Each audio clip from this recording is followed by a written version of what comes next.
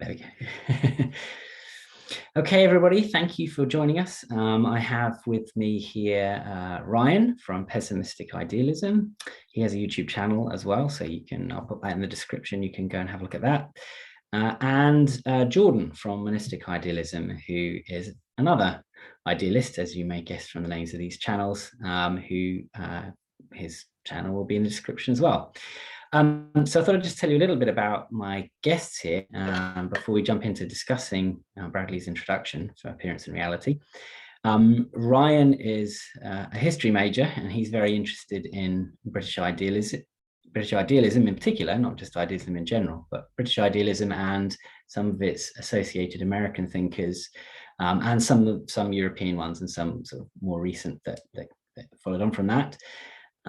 So he's the expert on the particular thinkers of the period. I'm going to be drawing on his vast knowledge as we go for comparison and deeper insights. So thanks Ryan for joining us.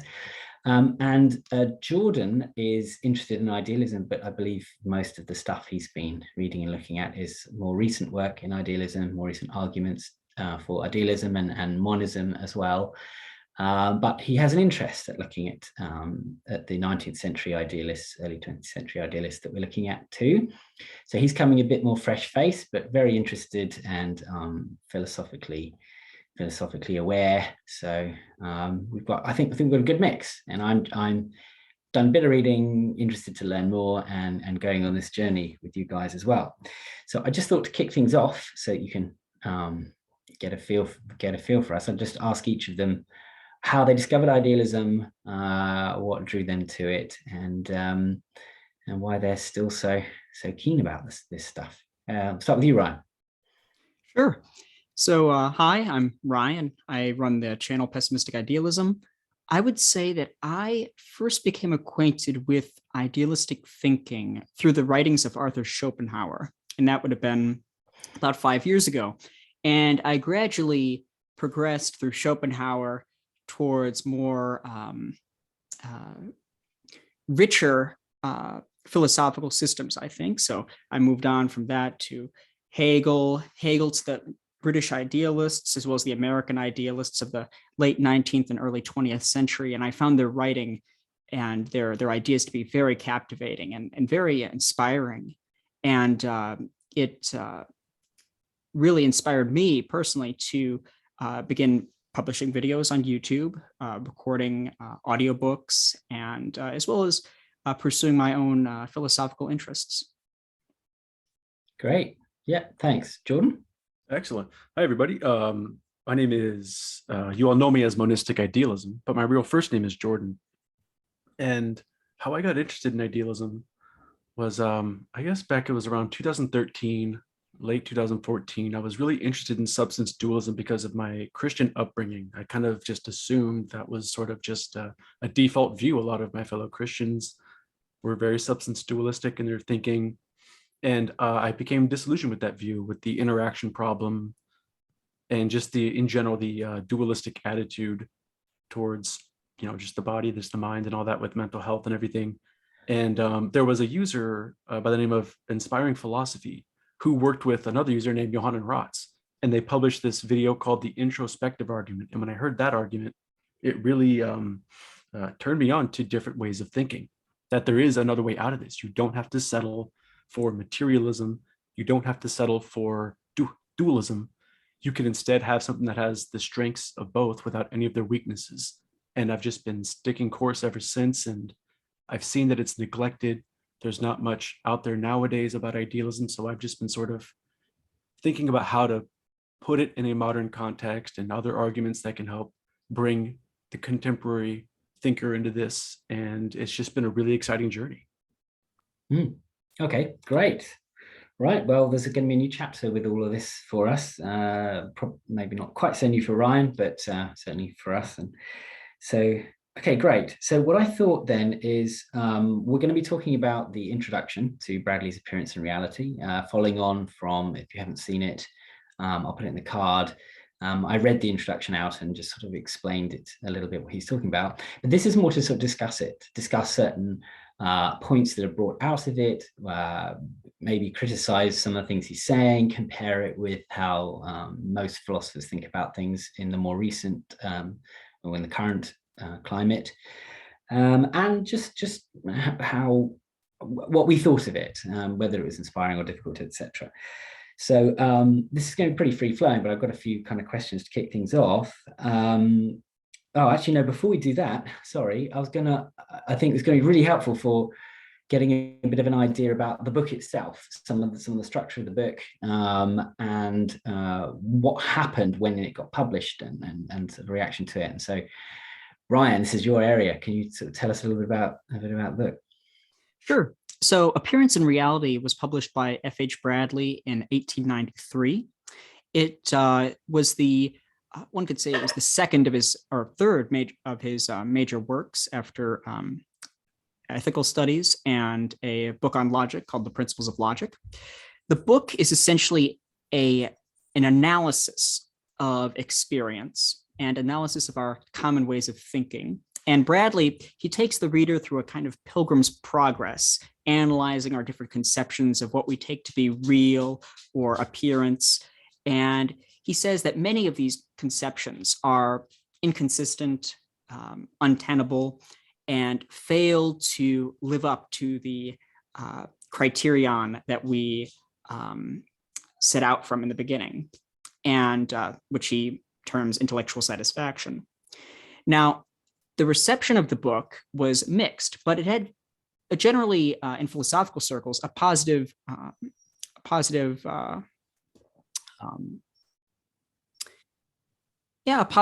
result, I would say, in many people's reactions.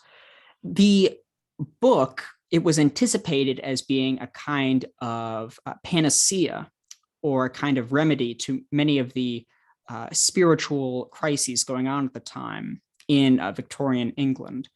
Rather than promising us freedom, God, and immortality, it instead is much more cautious about pursuing such lofty goals, or even the possibility of establishing such truths as that. It is a work that is difficult to understand, especially to outside the academic sphere. And nevertheless, it does offer a very profound understanding, or a profound perspective, I think, into the importance of anyone. So not even the educated student, but even the layman, to really reflect upon their own aims and ideals and what they take to be important and real, and the pathway to even pursuing those interests. And I would say that the book overall, it is incredibly rewarding, a wonderful read. It begins with this mighty crescendo of attacking all of these distinctions and divisions that we tend to make in our everyday experiences. And it culminates in something very grandiose. And then it leaves us at almost like a very calm and contemplative ending, in a sense. It's a very nice read. Okay. Yeah, thanks.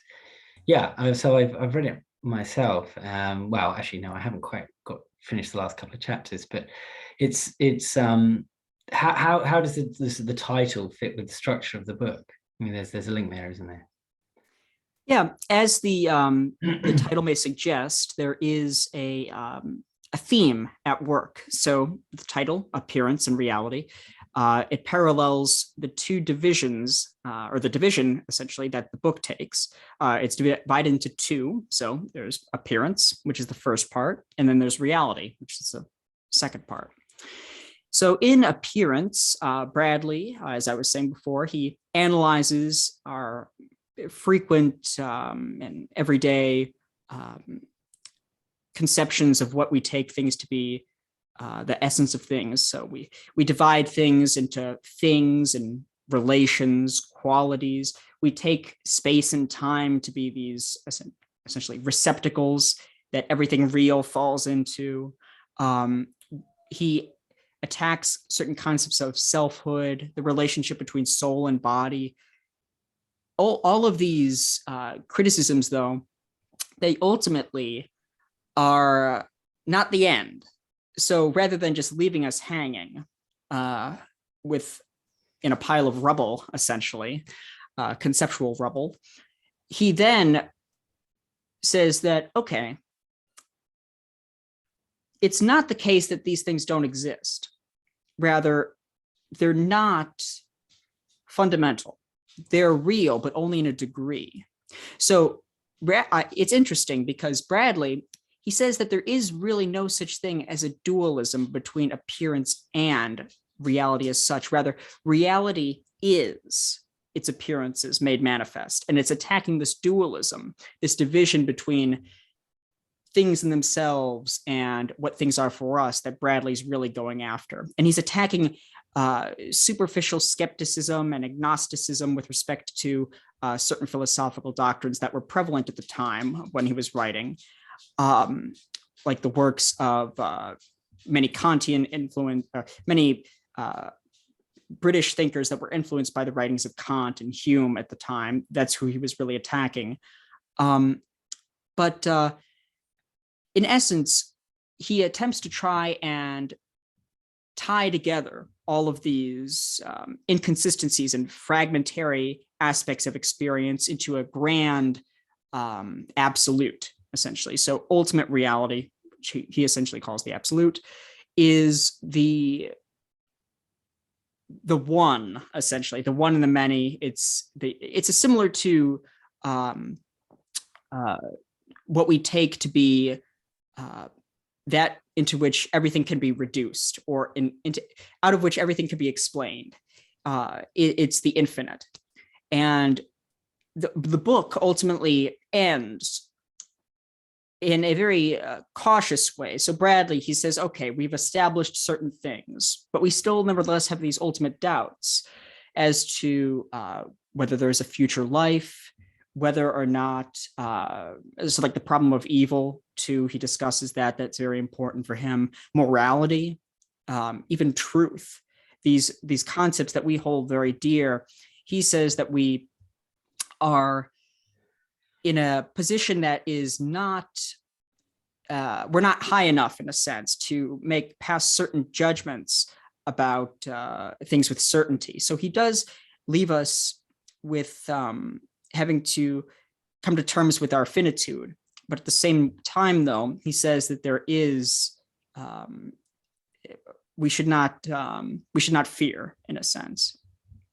I'll leave it at that. Yeah. Well, thanks very much. I think that's good. I think that helps us to kind of have a bit of a taste to what we might be getting ourselves into as we go through. Because as you said, his concerns are broader than just what I found too many of the sort of concerns of more recent people defending monism in the literature at the moment, in that, you know, Bradley's not restricting his view to some kind of concrete or physical world, trying to say that that's one. He's wanting to take any kind of concept or category we might have and show how that these things are all ultimately manifestations or manifested in the absolute, right? So yeah, he's interested in questions about goodness and truth, the soul or the mind or our selfhood, and sort of the whole thing. So we have this grand vision for the book. I mean, it's a very, very comprehensive metaphysical view, and I should say it sounds all very mystical and large and grand, but we are going to be looking at some very specific arguments. I mean, and what's interesting is that in some ways he set up the principles from which he's going to argue in the introduction that we're going to look at. So you'd mentioned there, Ryan, about this sort of intellectual satisfaction and sort of how that plays a role in him separating appearance from reality. And then, like you say, he sort of, there's this separation and then brings everything back together again at the end. So we can't have an overly strict separation of appearance and reality.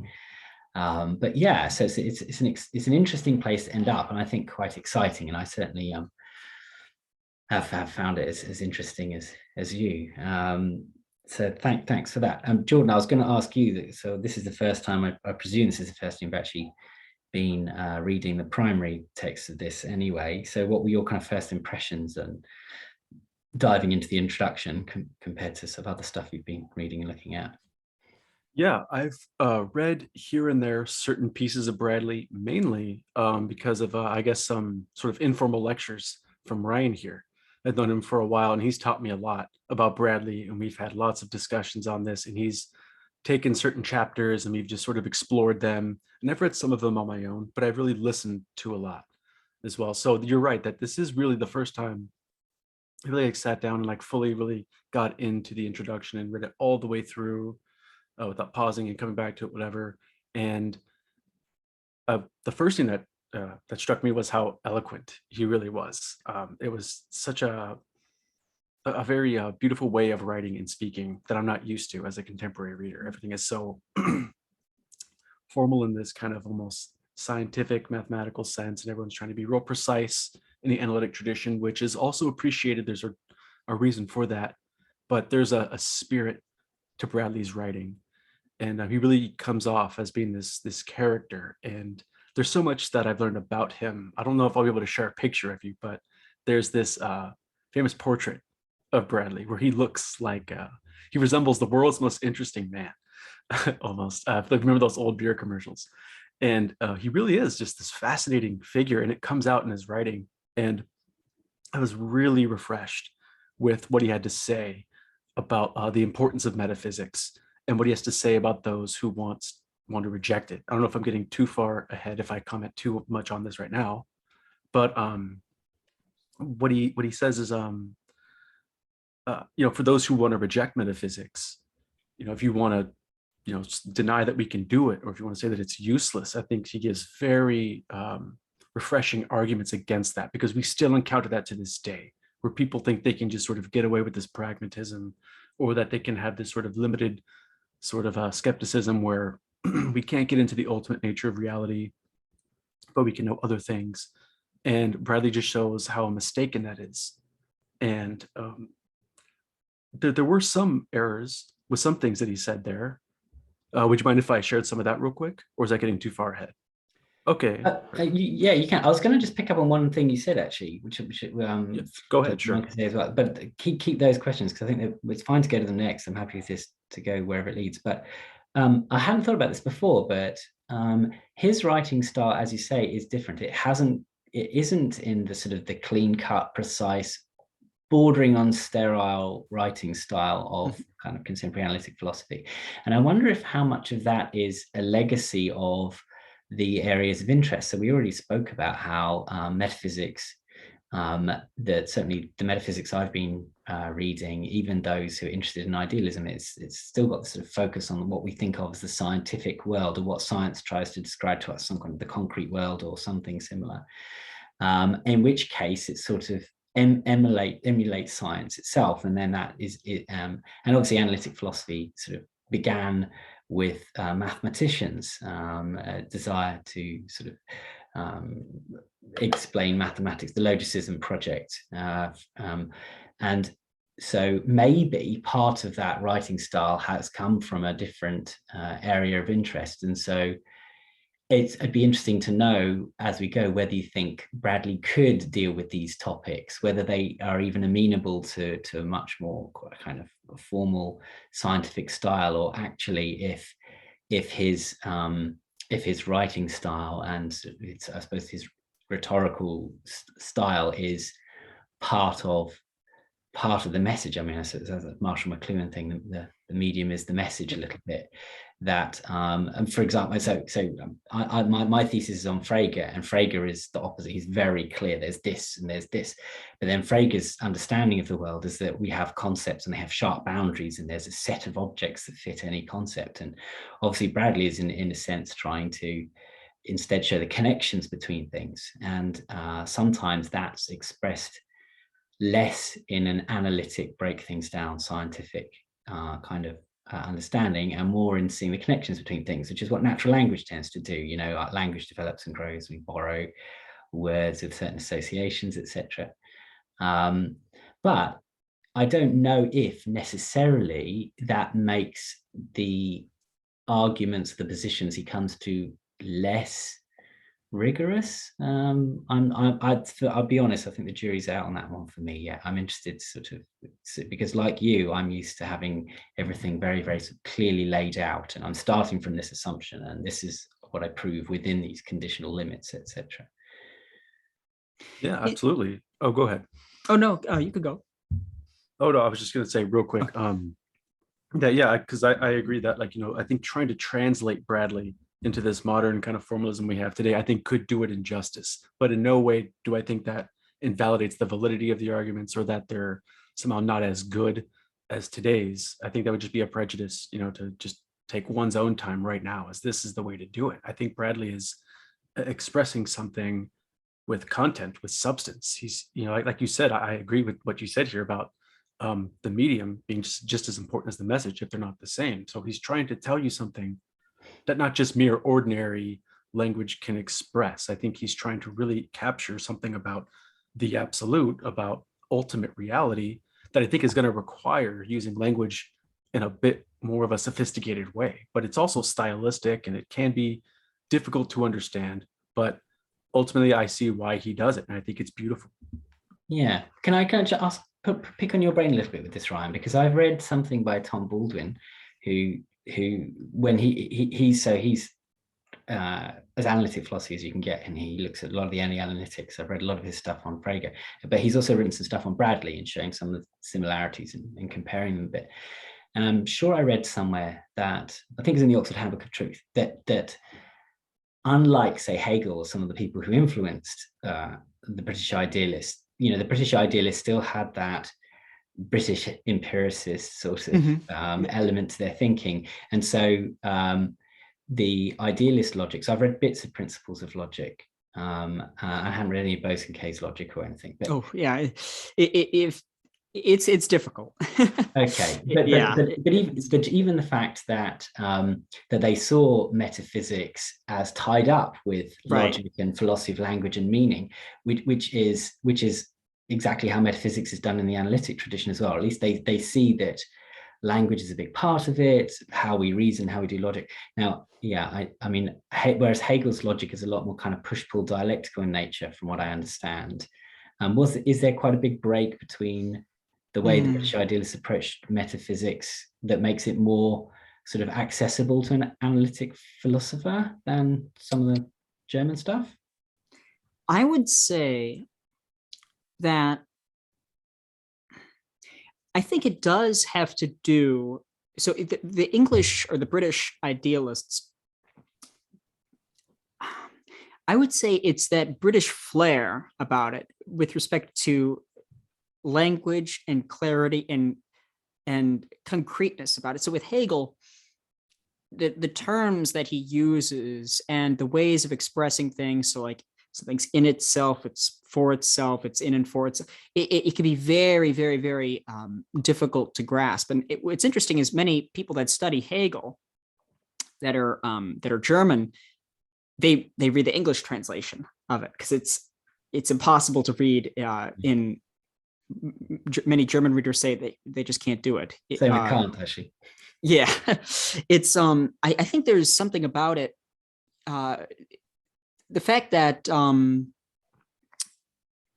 it's so with respect to literary backgrounds too, we have like someone like Thomas Carlyle or Coleridge. There's definitely a literary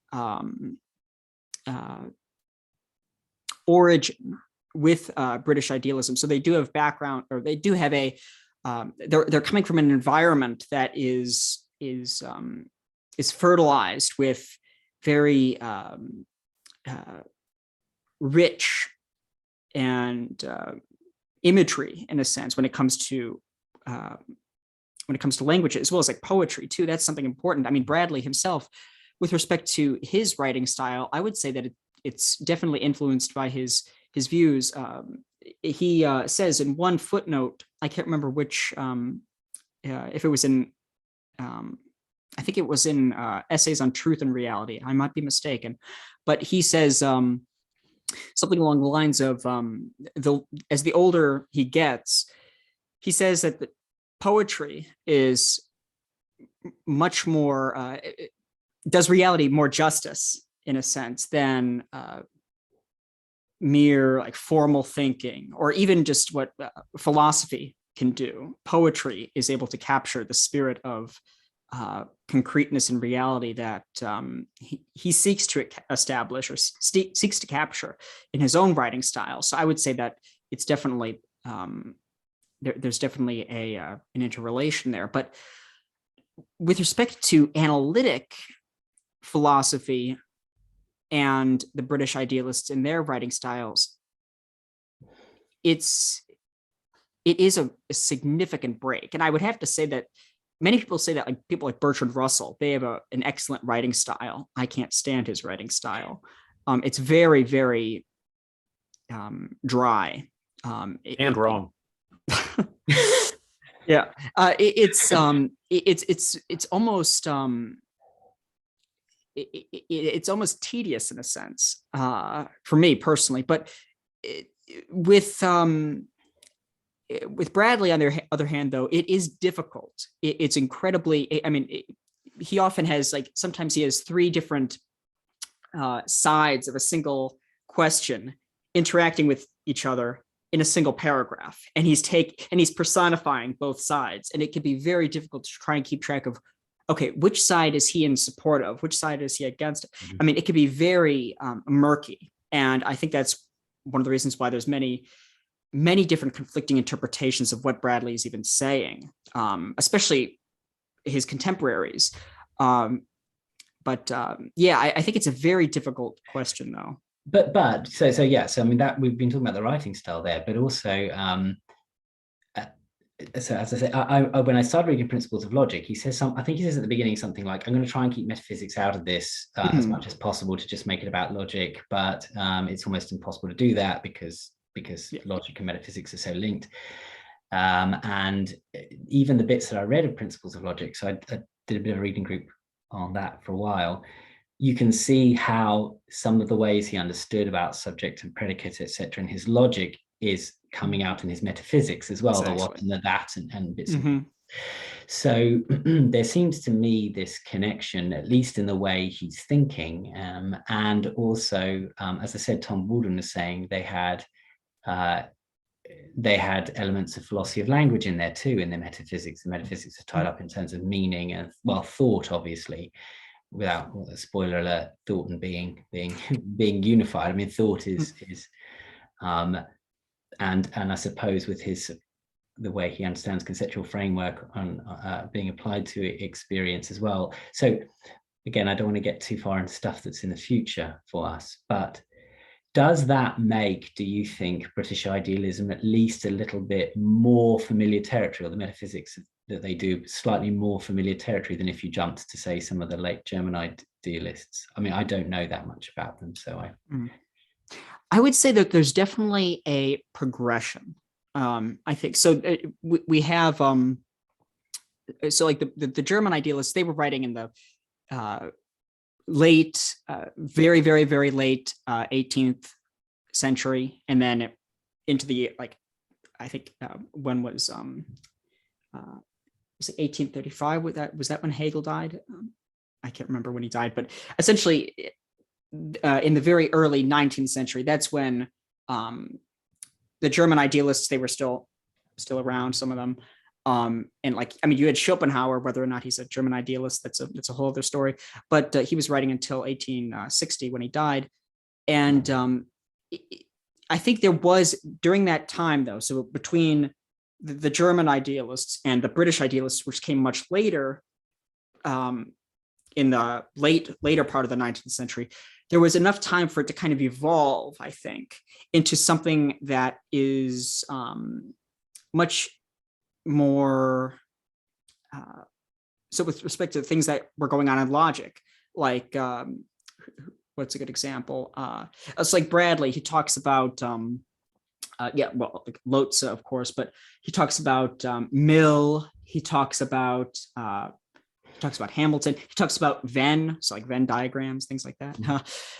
He talks about even the emergence of what he calls like equational logic too, and criticizing like the use of like symbolism and things like that. And in logic, I think there was, between the time of the German idealists and the time of the British idealists, there was enough evolution towards what we kind of see today that allows it to be more accessible, I think, to readers today than it would be to jump straight into the German idealists. But I think it's different for each one. So.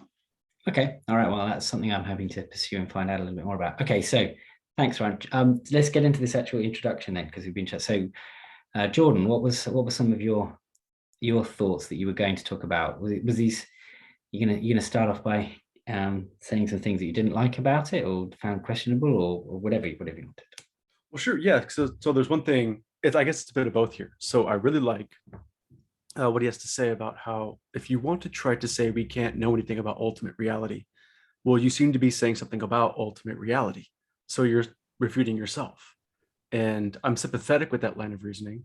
However, someone might try to get around that by saying something like, well, when I confess that I can't know about ultimate reality, I'm not so much saying anything about ultimate reality per se, but myself and my own limitations. So they'll maybe bring up something about language or just other general limitations of human epistemology, whatever.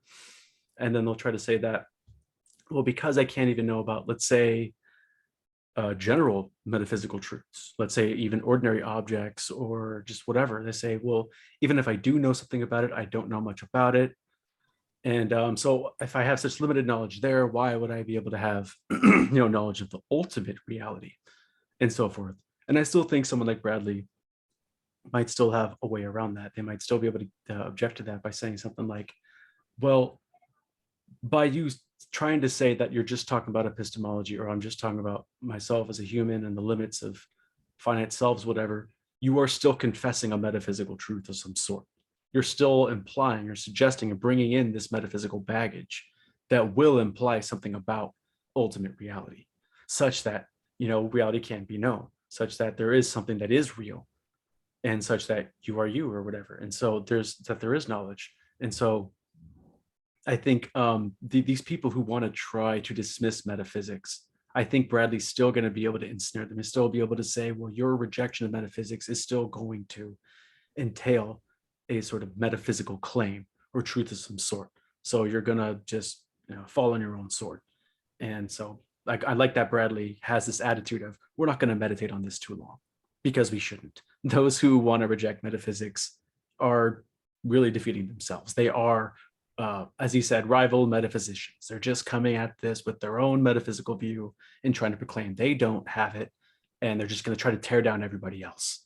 So, it kind of reminds me of this attitude some people have, where you can either, if you want to have the world's tallest tower, you can either just build your tower taller, or you can just destroy other towers, right? So yours is the only one remaining. So I think these people try to think that, well, if I can just wreck everybody else, I'll be the last man standing, and we'll just have to be left at this default view or whatever.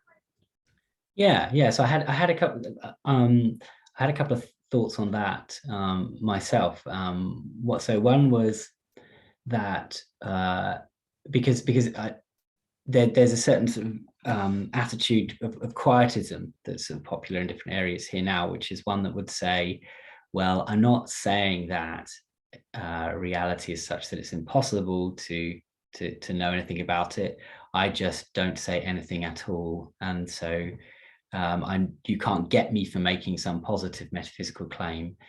But I wondered if that was sort of a way out. It seems quite unsatisfactory, but also Bradley isn't necessarily arguing that we can know anything about reality.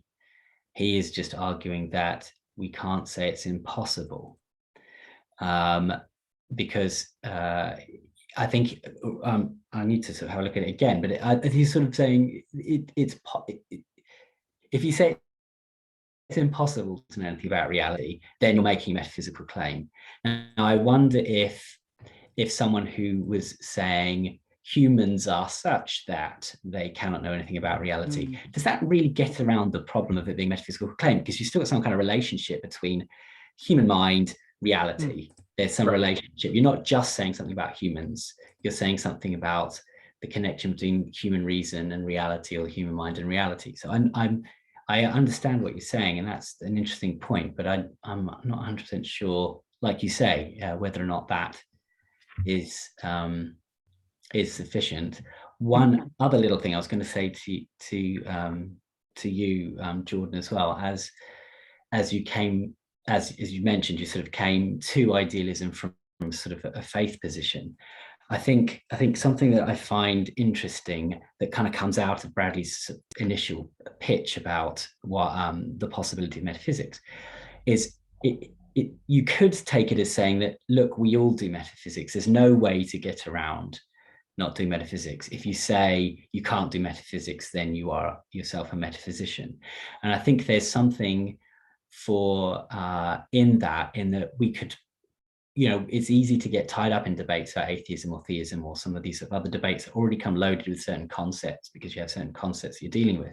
Whereas if you come at things just from what is the nature of reality, everybody has a metaphysics. You can't separate it into sort of an a metaphysics, or like, say you've got theism and atheism, you've got sort of like supposed denial of an entire area of thought, whereas metaphysics is just something that we all have. You either see reality as mechanical or personal or material, or there's something going on. So where, to me, metaphysics can be some kind of Archimedean point for any sort of debate or discussion, that you don't really have the wiggle room. You obviously, you can't force anyone to come to the table and discuss or think about things, but there does seem to be a certain way in which you will have a metaphysics. You won't be able to avoid it. You just might not know what it is. You might not have thought about it. And so it can be a really good sort of jumping off point for any sort of debate. Everyone believes in reality, therefore what? Yeah. And I don't know if Ryan has anything else to add real quick. I'll just also bring this up that, he also objects to those who say metaphysics is useless. So that's something we'll also touch base on. So what were you going to say, Ryan? Well, I was going to say that I understand. I mean, in the past, like I've had like people that have like a positivist inclination that is like, oh, well, metaphysics is impossible, or things like that. And then I would say, of course, or like, we can't know reality, things like that. We can only know phenomena, of course. And people like say things like that. Then when you give the Bradleyan reply, they would say, well, I'm not talking about reality. Rather, I'm just talking about like our ideas of things, or I'm just talking about like just the physical world, or something like particular, as opposed to reality as such. And that, now it is an interesting, what you were bringing up, Jordan. So that is an interesting response. And so Bradley, his response ultimately is, so he says in the book, in the introduction, reality is such that we cannot know it. So he maintains that the logical subject of all of our judgments is reality as such, while the grammatical subject, so like whether it be a dog, a cat, I don't know, a mat, whatever it be, that's almost like an addendum, or like an adjective, in a sense, that is kind of being ascribed to reality. So it's everything comes back to reality in that sense. So Bradley is kind of here employing a kind of logical maneuver. But then again, though, too, the British idealists, they were very insistent on the importance of the connection between logic and metaphysics, because they also maintained that affirmation goes hand in hand with denial or doubt. So to even say that, I don't know, like to say that A is not B, you have some reason then, if you affirm such a thing, but you have some reason for that. You must have some knowledge of B such that A cannot be B. So it's similar to like even to admit ignorance of something is in effect to possess some knowledge about that of which you're ignorant. And the same thing would the same thing would apply to with reality. Our affirmation of ignorance of reality, well, that's also an affirmation of its existence, our relation to it in a sense. I mean, there's many things that you can derive from just a mere positive affirmation of something, or a negative affirmation for that matter. Yeah, it's interesting because Frege, his notion of judgment as well is that there's only one kind of judgment. So that's very different to Kant. There's one judgment, and it's just the affirmative. So if we're making a negative claim, we're saying that he takes the negation as part of the content of what's being affirmed. So something, I mean, somewhat similar. So whereas Bradley has the only true object of thought, the only ultimate object of thought is reality, that we predicate of. Reality is the subject of everything.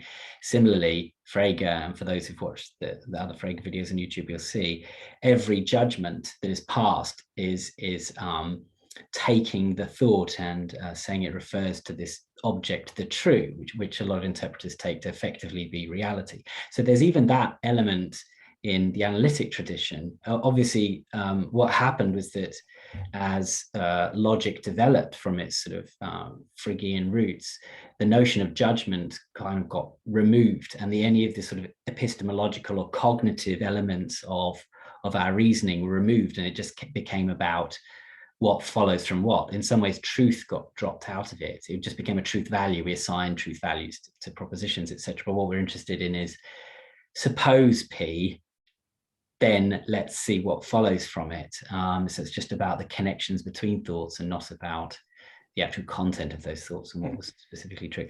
So I guess, yeah, I mean, we were going on a bit of a tangent, but it's interesting to see that sort of Bradley's, I hadn't thought about that before, but his behind the scenes thinking is that every thought is about reality. Everything, whether we seem to be talking about, you know, a cup of tea or the morality of an action, the ultimate subject is going to be the absolute. It's going to be reality. That's all we actually think and talk about is reality. So how could you possibly not do metaphysics? Yeah, exactly. I mean, you might not make these ultimately general claims that you do in metaphysics, sort of trying to say reality is such that, which explicitly tries to talk about reality in the most general fundamental terms, but you can't get away from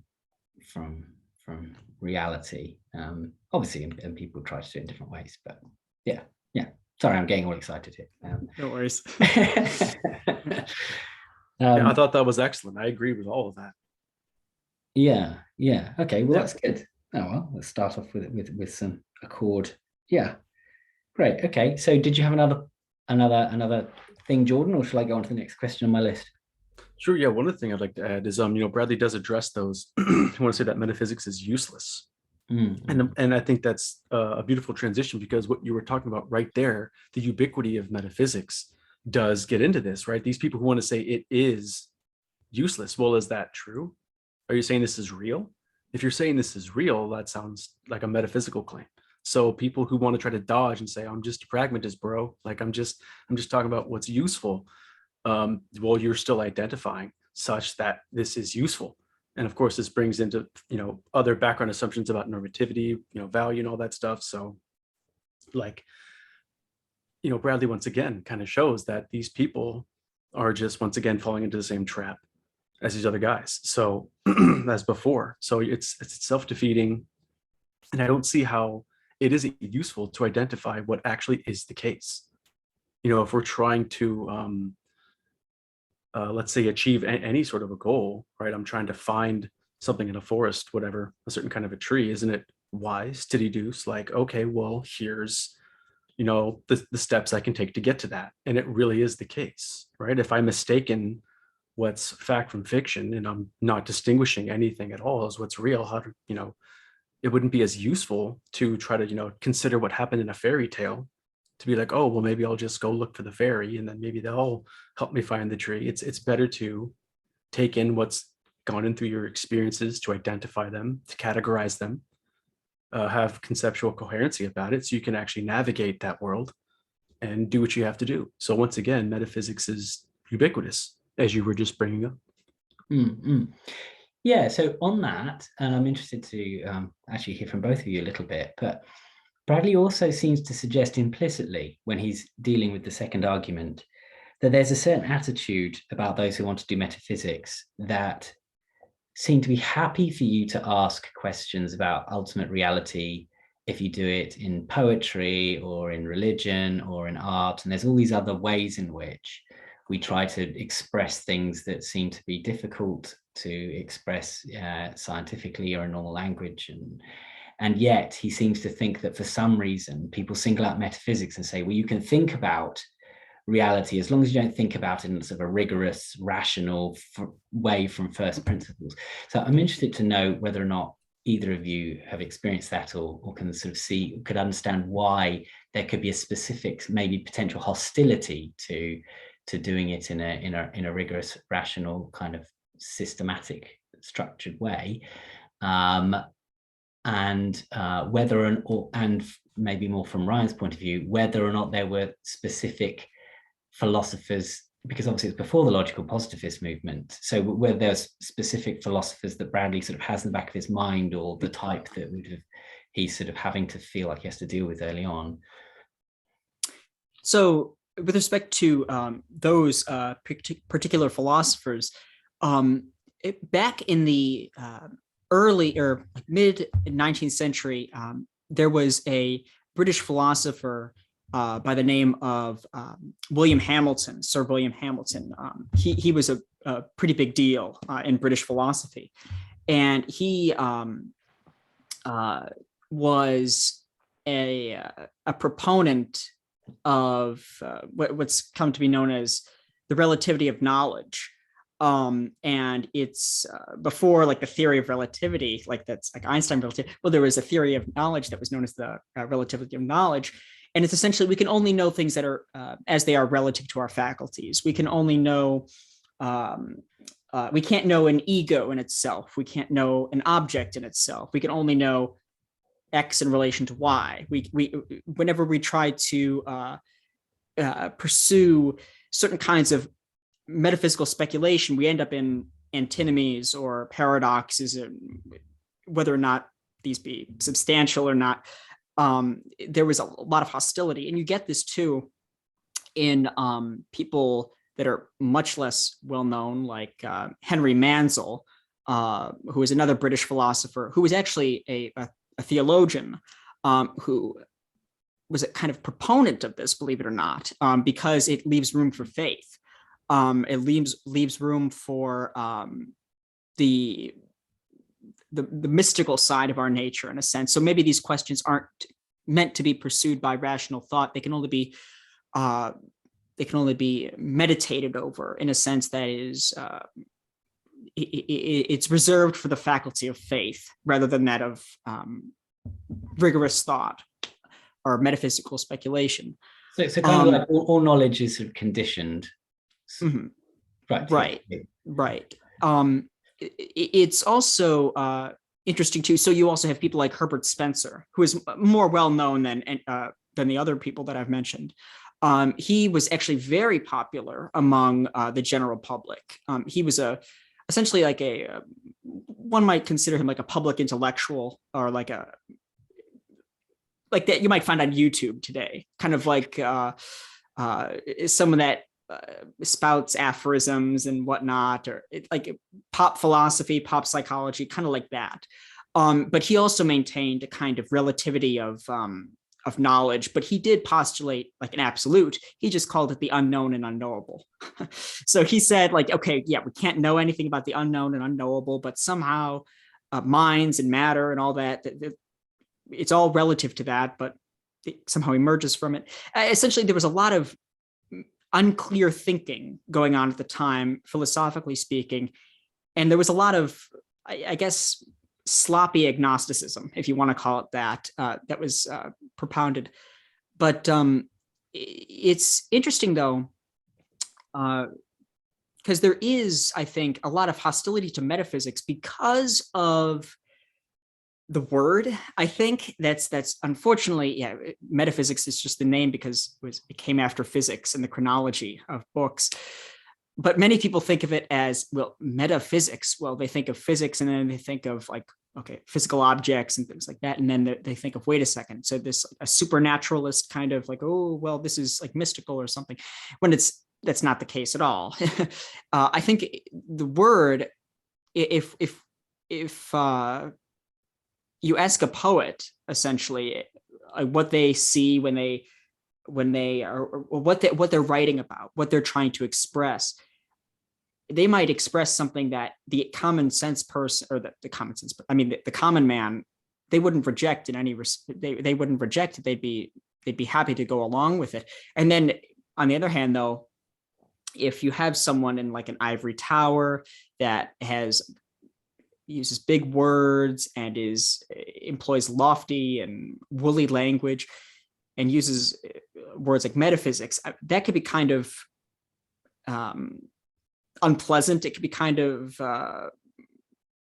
seen as pompous. And I mean, I think it's a lot of social stigma. I think one of the reasons why many people, I think at the time too, so in Bradley's time, they were kind of skeptical of metaphysics, I think, or the discipline as such. So even back then, philosophy wasn't really as as interdisciplinary. So nowadays there's philosophy of time, philosophy of space and time. There's philosophy of language, philosophy of art, philosophy of travel. I mean, philosophy of food. Yeah, it's like I was going to make another joke, but I don't want to say that. Some viewers might understand, but never mind. Yeah, there's a philosophy for everything, or metaphysics of everything too nowadays. Well, kind of. Scratch that last part. Nowadays, though, I think people are they're skeptical of it. I think because they do have a lot of, they associate it with religious thinking and the like. And I think it is just social stigma. I think that's really not as well. It's not well founded in any respect, I would say. But the guys you were talking about with the unknown and the unknowable, then that sounds like metaphysics to me. I would say so too. So they kind of reduced metaphysics to psychology in a sense. So okay, they just kind of reduced it to epistemology and then kind of feigned ignorance. Yeah, so they're similar. I know that, well, both Bradley and Frege were against the psychologicism movement that was effectively saying human reason is just psychology. I mean, you read parts of Frege and he just goes at a particular person in basic laws of arithmetic, just saying, well, so if we evolve differently, would 2 + 2 = 6 or something? And he just thinks that it's the start of the loss of any kind of idea of objective truth. And I think, I think that sort of potential threat, then metaphysics would be sort of the ultimate conceit, then, isn't it? That somehow the human mind, unlimited by psychology, literally can grasp onto this fundamental nature of reality through human reason. So there was that sort of assault going on back then. And I suppose sort of science carries on regardless and just sort of ignores some of that stuff. I don't know if it's still able to or not. The social sciences are sort of spreading their tendrils everywhere a little bit, but it is interesting to see these sorts of things come up again. I would also add too, another thing that I actually get, I hear a lot too, is the need for humility, but in so much humility that we kind of become entrapped within our own shells in a sense. So we can't, it's like, well, we occupy just this tiny fragment of a tiny planet in a vast universe. What right do you have to, what right gives you, what right do you have to say that we can grasp these particular things? That's another thing too, I think, that you get from all people. No one says that to Stephen Hawking if he comes up with the Big Bang Theory. So I mean, I think that might be how it's dressed up, but there's something about maybe it's to do with some people's views of philosophy overall. It's fine to think about smaller stuff that I don't know. Yeah, but I mean, I think science gets a free pass here, so like they could do whatever. Like I think that's especially like even like cosmologists too, whether or not you regard that as science strictly speaking. But yeah, I mean, it seems like they're able to get paraded around in like, oh look. And then you have like the philosopher on the other hand, or like the academic philosopher, which whether or not that they're identical, that's a whole other story. It's they are looked at, I think, with a much more hostility, I think, when it or pomposity. Yeah, so I'll bring Jordan in a second, but just on that, because obviously when metaphysics is done in analytic philosophy, there's a desire to give it some kind of scientific method as a basis. So you've got this sort of principles of success that might be to do with, so say Timothy Williamson says you get your most elegant logic, you get your most powerful logic, and you read your ontology from that, and which is how science works. You know, you get your best physical theory, and if the physical theory requires the Higgs boson, then the Higgs boson exists. Or whatever. And so that, I think, is to try and link metaphysics with science in a way that allows it to come across as principled. But you can always then ask the question, well, on what basis do you do that? And really then that seems like it should be a metaphysical question, but then people say, oh, you're doing metaphysics or something. You start to send this sort of regress. And I think what's interesting about Bradley is his criterion is about intellectual satisfaction, which I do think is worth us talking about. Probably a natural thing to go into. But Jordan, do you want to add something? Or yeah, there's not like a whole lot on this. One of the things I wanted to bring up is I think a part of why this is happening. Some of you guys already brought up things like positivism, whatever. Is but just it's the rise of this of scientism, whether that be as an actual epistemological view that science is the only way to know about reality, or it's the best way to know about reality, or just as an attitude that even if they don't hold that strict view of scientism, there's this scientismic attitude. And Massimo Pigliucci talks a bit about this when he talks about the rise of new atheism. You know, I know new atheism is kind of a fad that's died out, but there are still the effects of new atheism, I think, is still echoing in various online circles and all of that stuff, and you still hear what atheists have to say. I know the academy is made up primarily of atheists.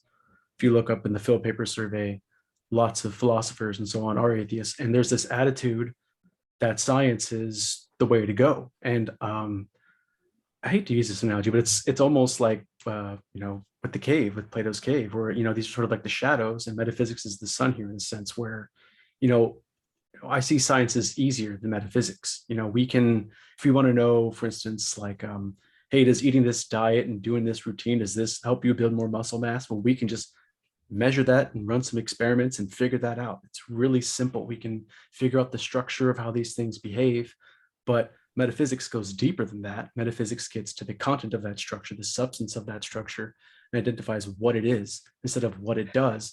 And I think that's harder to do. And it's been undervalued in today's culture, and primarily because it's like a path of least resistance sort of a thing. It's easier to do science, I think, in that sense. And I don't think it's been properly established that a lot of scientists do have metaphysical baggage as well, and those aren't identified and worked through, and they don't talk about how that affects their science as well, and how they interpret their results, and the direction for future experiments and so on. So I think this weird attitude towards science, this worship of the priest in the lab coat, I think is just really kind of led people astray with metaphysics. And I think metaphysics can come back, and I think there can be a consensus in other ways, and it can be established.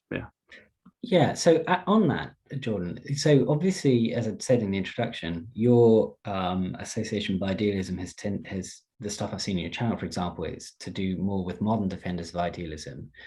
Now, what I find with most of the modern defenders is they are taking a similar sort of approach that you're talking about, well, they'll say, well, we can be idealists now because science has said this, quantum physics, that, etc., or something to do with accommodating consciousness within a worldview, or something to do with information.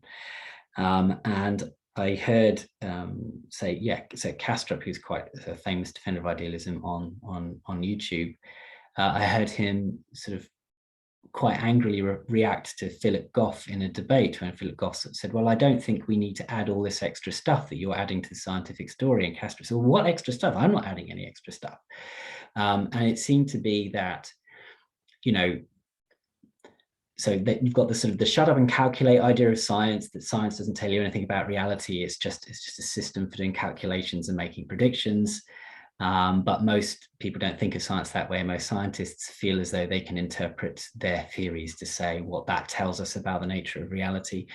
So there seems to be the reason I got interested in Bradley and some of the more historical idealists was because the contemporary ones I was pursuing seemed to be totally in step to science. They were mainly interested in the world that science talks about, and they were just offering a different way to interpret the scientific story that they thought was better for reasons of parsimony or semantics of meaning and things. And it just didn't seem to me like they were really getting to the heart of the issue. They were already buying too much of the story up front before they started doing metaphysics. And I think that metaphysics is most powerful when it does what Bradley says. It starts with first principles.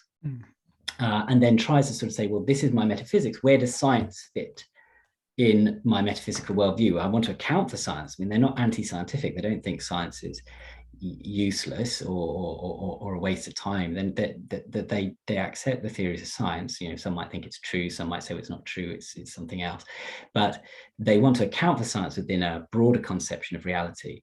Whereas some of the more recent people seem to be sort of turning things the other way around. They're saying, well, we accept the scientific story, but there are certain elements that it's not obvious how they fit with the scientific story. How do you fit consciousness with the scientific story? How do you fit, say, something else, the observer and quantum within the scientific story? Okay, now I can start to do metaphysics. This is where metaphysics fits in. It tries to account for these other things within the scientific story, which seems very, very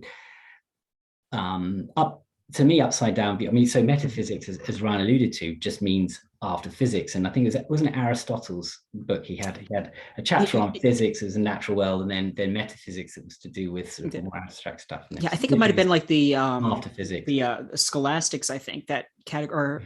I think it was the scholastics, or was it someone right after this, or before the scholastics? I can't remember. But it was someone after him. So he never called it either. But it was done. Or he never called it metaphysics per se, because it was. Well, I mean, we only have lecture notes now, so I mean, besides the point. But I think what you're saying too, though, that many contemporary idealists, they do start off within this framework of, okay, so we have this particular scientific picture, right? And then let's try and take these concepts employed in science and either reduce them, try and figure out some possible way to reduce all of these concepts that we have to whether it be like sensa or perceptions or certain kinds of experiences or interrelation between certain phenomenal qualities or whatever. It's essentially, okay, so we have this giant puzzle in a sense, and let's try and I guess if we want to, let's try and fit everything together within these certain constraints. So we can't go outside of the bounds, otherwise we'll be positing something else or what have you. And you also find this too, I think, with the certain idealists that it's kind of ironic. There's what I call like physiological subjectivism. And it's essentially, okay, so science shows that idealism is true because everything that we perceive is an affection of our nervous system or, of our body. I could see it, so my body must be the cause of itself. It's kind of like we get kind of like absurdities like that. And what's interesting is all of these views were mentioned by idealists like Bradley in my favorite chapter in the book, way ahead, but he explicitly criticizes this kind of stuff and he hammers it down. And we see other philosophers in the 19th century too, like this F.A. Lange, who wrote this massive tome called The History of Materialism. It's 3 volumes, over 1,000 pages long.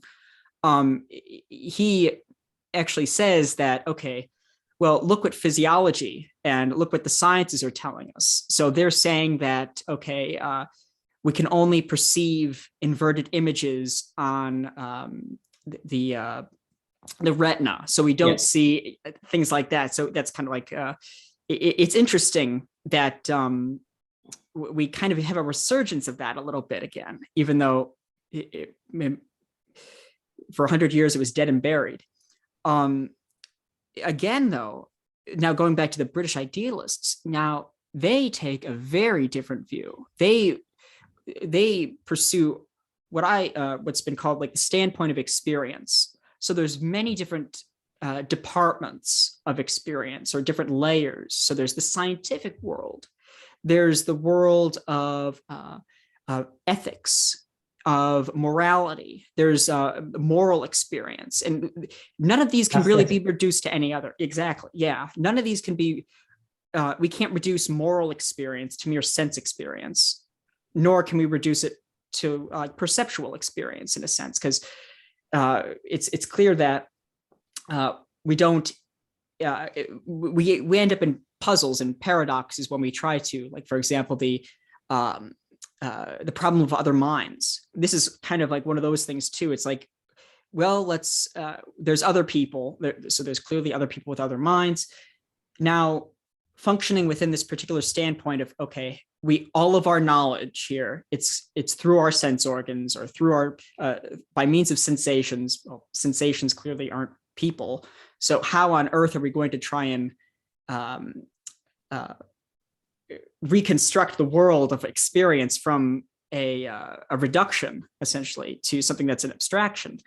Now, the ways in which different areas of experience they intertwine, that was something that Bradley emphasizes too. He speaks of that, and he has a very, very interesting phenomenology of experience that we don't have to go into. I'm not going to go into, but it's experience is much richer than even contemporary idealists even. Includes things like will, right? He's got things like the will in there and desires, and it's not just what we see. And right.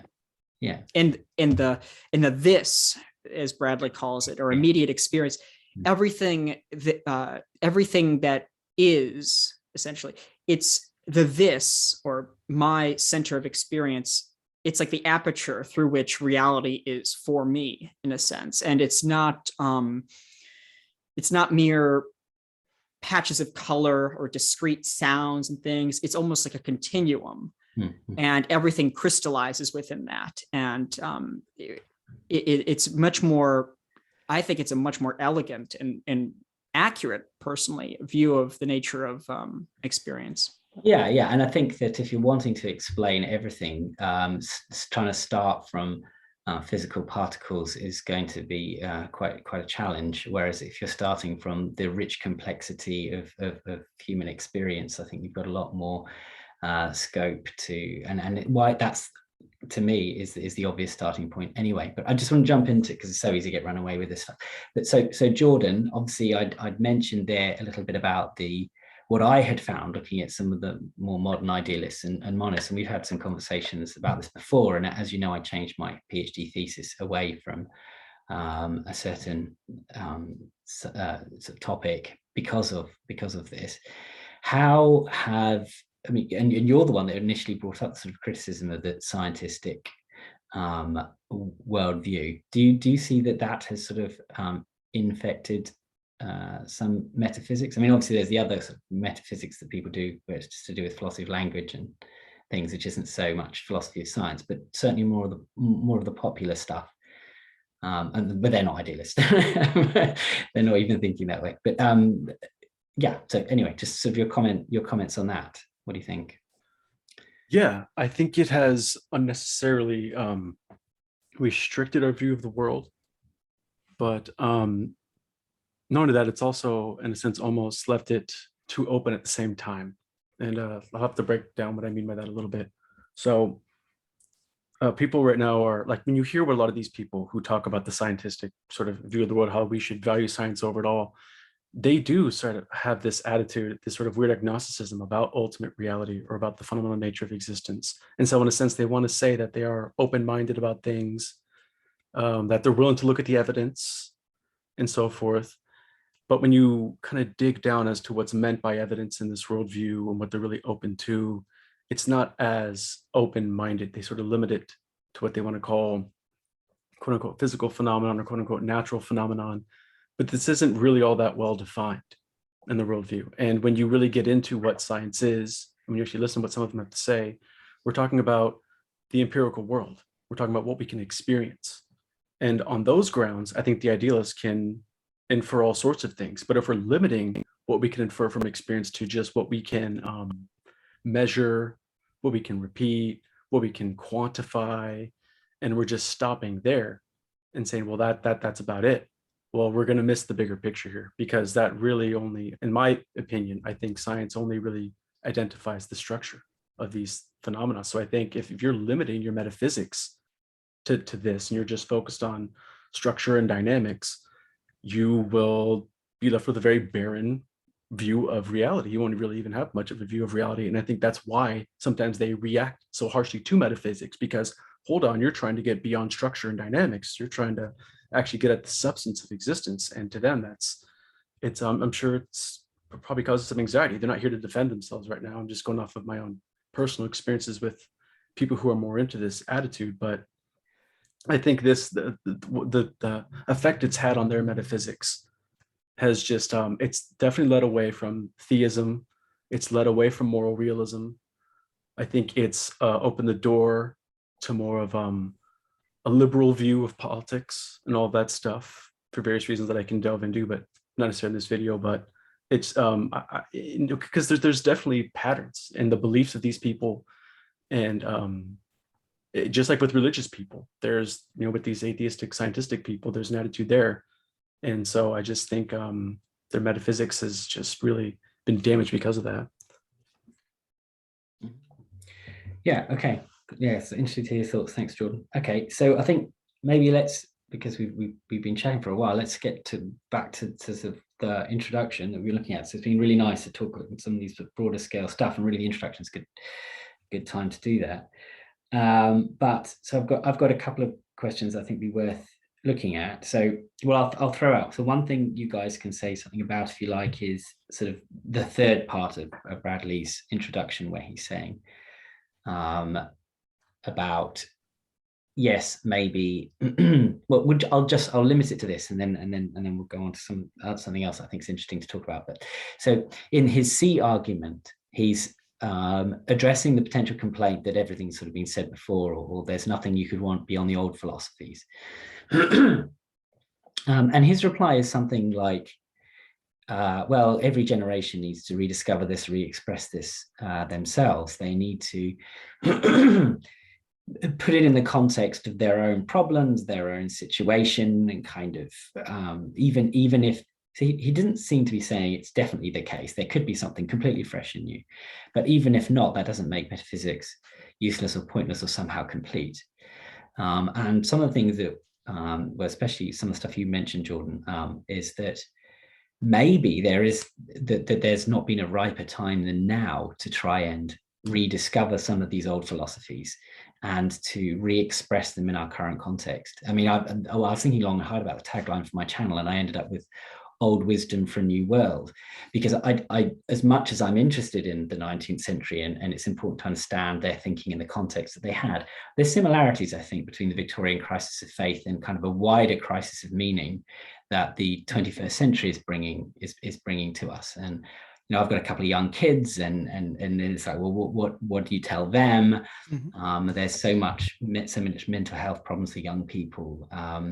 There is, I think, a real sort of anxiety about meaning, about purpose, about culture, about heritage, and it's everything's under attack from so many different ways. Maybe there's something to be said for what Bradley's saying, is that maybe metaphysics can play a role that maybe religion used to play, but wouldn't be able to play in our current context, which is a way of trying to re-express some earlier ways of seeing the world. Or it's not necessarily earlier, that I think these things are timeless, but rediscover some of these broader, what I call full-blooded pictures of reality, rather than the relatively bloodless, mechanistic ones that we sort of passively, I think, and usually uncritically adopt from the world of technology and science that we live in. I mean, okay, so I'm going off a little bit more, but similarly, going back to this idea of these sort of modern idealisms, a lot of them are now about simulation theory, and like we're living in this is almost like what the only sort of way we can reach to a kind of idealism reduces it to noughts and ones of sort of technology and computer and science, etc. It's again, you're not going to be able to ground any kind of value system or meaning to life from that, or multiverses and these sorts of stuff. It's almost like there's no imagination beyond something that connects with, or if it doesn't sound scientific, it has no kind of credibility or something. And it bears repeating, I'm not against science. I think science is wonderful. It's just, if it's elevated to the status of the ultimate arbiter of all things, or some kind of idol or god that we all have to bow down to, then maybe it is time to sort of rediscover the old philosophies and express them again to our current culture, generation, or context that we find ourselves in. What you were saying,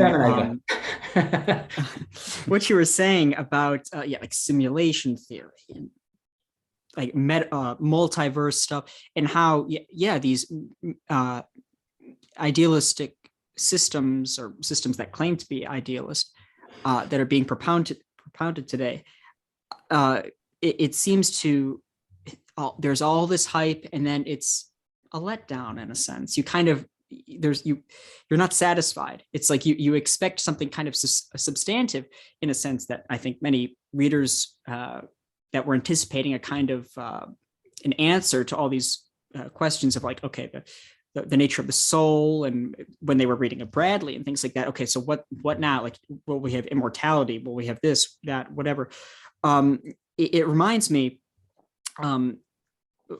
the effect that these contemporary idealist systems have. It reminds me of this passage from Bradley's Principles of Logic, where he says that it may come from a failure in my metaphysics, or from a weakness of the flesh which continues to blind me, but the notion that existence could be the same as understanding strikes as cold and ghost-like as the joyous materialism.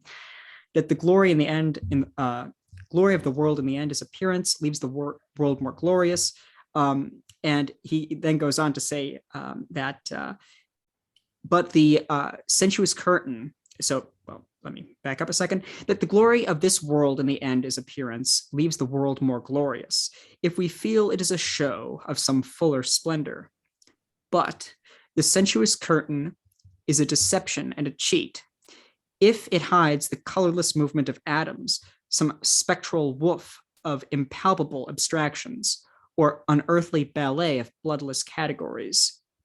So the whole ballet of bloodless categories, that reminds me of like, I become, it's like, if we're stuck with a simulation idealism, or a physiological idealism, kind of like, okay, well, we're all kind of trapped in our own brains in a sense, because we can only perceive our own ideas, and our ideas are affections of our brains. It does strike as cold as the dreariest materialism. It's no different from a bloodless ballet of categories in a Yeah, sense. yeah, definitely. And I think when there's so much out there that sort of seems like, oh, that's really interesting. It'll be some kind of title that grabs you, like science has proved this or something. And but then when you really look into it, you realize that it doesn't really deliver on what it promises. What it actually delivers is something that's just a play on concepts. Or so, for example, when I first started to get into metaphysics, I came across Timothy Williamson's book about necessitism, and in the first chapter it sounds amazing. He says that, oh, in this world is full of things that we don't realize. Sort of, there are possible coins, and my grandfather, who died like 3 years ago, he still is still something. He doesn't say exists. It's still my grandfather still. And then, but then when you read later, it's just because the most parsimonious logic has a domain which includes all objects at all times and in all possibilities. So it acts as the truth guarantors of our semantics or something. And so it turns out that a possible coin is just about how he's moving his theory around. So it sort of starts off with what seems like this grand, sort of powerful metaphysical claim about the nature of being, and it turns out to just be some kind of simplification of a logical theory. And I think there's a temptation for that to happen. And so simulation theory seems sort of like that, like it can sound cool, but actually it presents the world as even less deep or impressive or glorious, to use Bradley, less glorious. It then becomes a different kind of bloodless categories of, sort of noughts and ones, and sort of, even like information theory and things like that, or what else, like even when you hear of like scientists talking about the nature of space and time too, or or strings or whatever. I mean, like block universes that they propose. Well, it's not in any sense. It doesn't capture that. It doesn't satisfy. It's like you're expecting something on it, and it fizzles out essentially. But it does have a tendency to almost hypnotize in a sense, because especially too when you try and look into this kind of stuff, it can be kind of intimidating in a sense too, because even in like philosophical circles too, there's like philosophy of space-time, philosophy of color, philosophy of all this. You kind of become like terrified. If I'm going to say anything, well, I need like a degree in this particular area of philosophy. Like you almost become entrapped and unable to you're kind of it's essentially the way that things are so specialized now, as opposed to when Bradley was writing. There's it becomes much more difficult to try and criticize too, if you were to like analyze some of like what's being said and or taken for granted among like scientists, or even like in contemporary culture and things like that, or even in philosophy too. It could be very difficult to point out that things are not what they seem in a sense. There's like this, like a proposed theory of some kind. Well, it might have inconsistencies or inaccuracies in the way that it's done. Like, for example, like as before, like with physiology and perception and things like that. I was flipping through the Encyclopedia of Perception the other day, looking at like the concept of whole neural representations and things like that, which you hear about in cognitive science. And the writers and talking about how, well, yeah, these sensations and things like that, the colors and so on, well, they don't exist in things. They exist in your brain, like patches of color, things like that. Well, they don't have any existence. Like, this is not black. It's all in your head. It's all in your brain. Well, it leaves problems, contradictions, inconsistencies that are not satisfactorily resolved in those areas. Chapter 1, Bradley attacks the primary secondary quality distinction. So the next one we're going to be looking at delves exactly into that. I'm hoping to do a video on Locke's views before we talk about that. But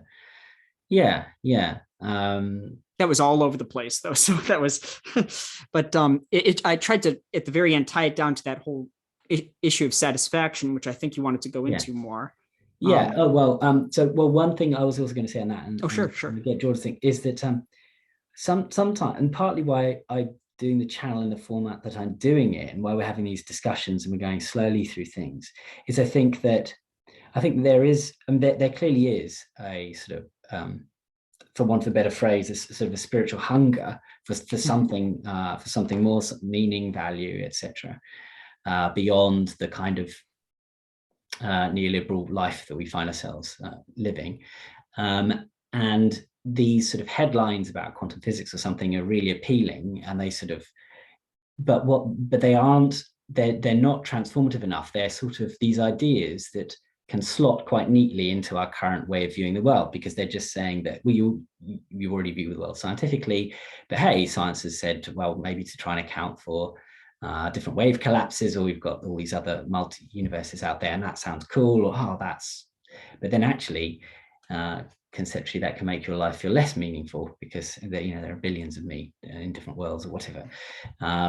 So there is that, but what I found is that you truly need to dive into something long term that doesn't neatly fit into your current worldview, that does start to untangle it a little bit and open up a space to see things differently. But that only happens if you take the time and you sit in it, and you go slowly and you let things go off layer by layer. I mean, there's no shortcut to transforming your overall worldview, for your metaphysics to really get dug up and replaced. And I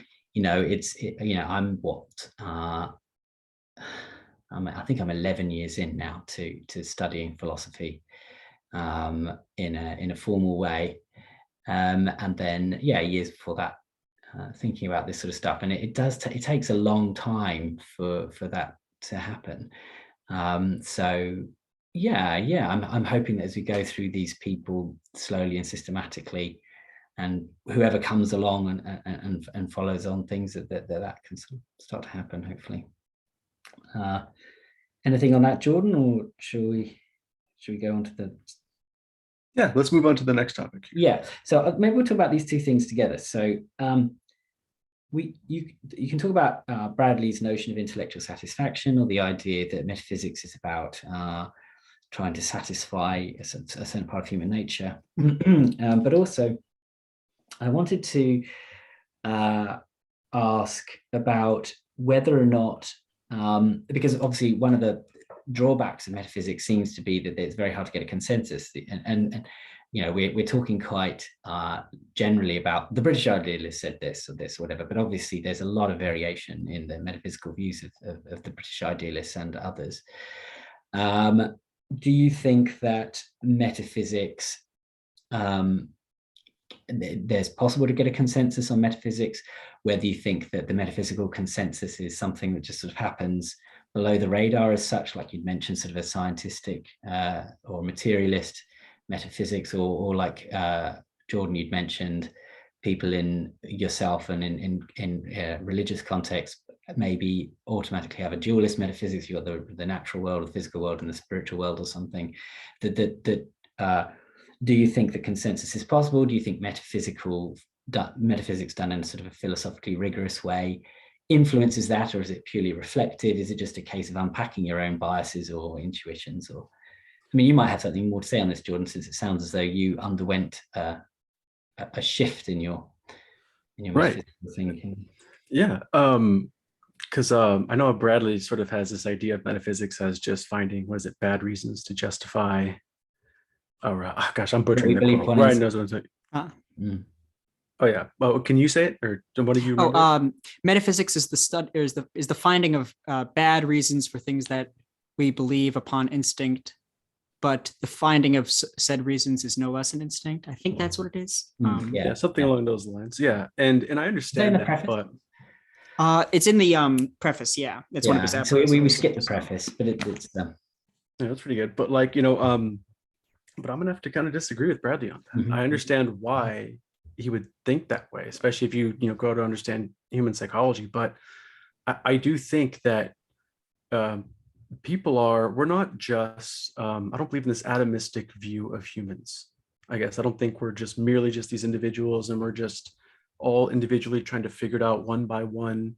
And we're like, trying to herd stray cats almost, trying to get it all together. I think humans are very naturally tend towards groups, and we learn in groups, we learn in languages, we learn in different cultures and nations. And I think there is, when people say there can't be consensus in metaphysics, I think maybe in the ivory tower and stuff, it can be a bit strange, but there is still consensus there. And I think among the lay people in general, you can sort of survey them and find these general trends among them, at least as an average. And so there does seem to be this idea in which maybe it's downstreamed from the academy in conjunction with political authority and other, popular figures in entertainment and so on. But I think if everything were to, in a sense, come together, right? If there was a sort of movement toward academia and entertainment and so forth, if there was this sort of agreement there, I think there could be this downstream effect where you could, in a sense, have this consensus. And I think that's what's already happening right now. People are very, I think one or the other in many ways, very materialistic and dualistic. And they're at, they're going head to head. There's no clear one over the other, over the people, but you can see in large degree, even though there's many different views of reality, these two predominate. And I think idealism can definitely come back and join the table and could even become a consensus if we come to understand arguments like the ones that Bradley brings up. Because I think it has this advantage, like I brought up in the past, but I won't get too far into that. But just what you were saying about consensus and whether it can be achieved, I think it definitely can be. And I think people, they do look to authority for certain things, and they should for certain reasons. And I think the more philosophy is better understood, we get away from this scientism, and we really learn to appreciate how ubiquitous and important metaphysics is, we'll begin to look towards the metaphysicians more. And instead of, when we don't understand them, we don't just dismiss them as quacks. We just, maybe question ourselves and go, okay, maybe I just have more to learn. Maybe there's just, just like with the scientists, if people don't understand everything the biologist has to say about evolution, we sort of give them a pass. We sort of go, okay, well, maybe I don't have a degree in biology. I'll, have to, be patient with them and I'll trust them. And I'm not talking about a blind faith in metaphysicians, but I think there will be in the future, at least I hope, I pray, that people will come to appreciate metaphysics, and there will be more properly appreciated authorities. And with that, I think consensus can be more easily obtained, I guess. Yeah, I would disagree, actually. I don't think I'm going to be a pessimist here. It's I honestly I would agree with McTaggart here. So McTaggart says it's impossible that there's ever going to be a consensus in metaphysical speculation or metaphysical theories, because if it were the case that many of our common, well, maybe I might disagree with what McTaggart says from it, but I don't think a consensus is going to be possible, or at least a consensus in the academia about certain concepts of the nature of qualities or the nature of space and time relations. I mean, when we think of consensus too, of course, now that philosophy has been so specialized, there's like a department for everything now. So you could be like a jack of all trades in a sense, and you could like dabble in a little bit of everything. But I mean, no one, unfortunately, it's not as easy as it used to be when you could craft an entire system of the universe and have a category corresponding to every single thing, whether it be in mechanics, organics, chemism, ethics, whatever. Nowadays, that kind of stuff is looked down. It's viewed as something much less is not really practical, or I wouldn't even dare say possible nowadays. Like, for example, like an entire system that to recreate like a Hegelian system, that's not going to, there's time, money, you're not going to be able to do it. And I don't think with respect to consensus, what is it that we are having a consensus about now? So is it going to be this particular tiny aspect of some even smaller aspect of philosophy, whether it be in logic or whether it be in aesthetics? I honestly don't think, even in metaphysics too, like questions just as to monism or pluralism or the nature of more contemporary discussions like emergence, or even in certain interpretations of like physics. I honestly think that a problem is that one problem is the obsession with puzzles. I think that is something which I think many people that are interested in metaphysics, they often focus on. So, for example, certain paradoxes, like the paradox, like the Sorites paradox, the paradox of the heap, where if we have a pile of grain, take one piece of grain off it, well, clearly it's going to be still a heap. Okay, if you keep doing that, okay, when does the heap begin and when does it end?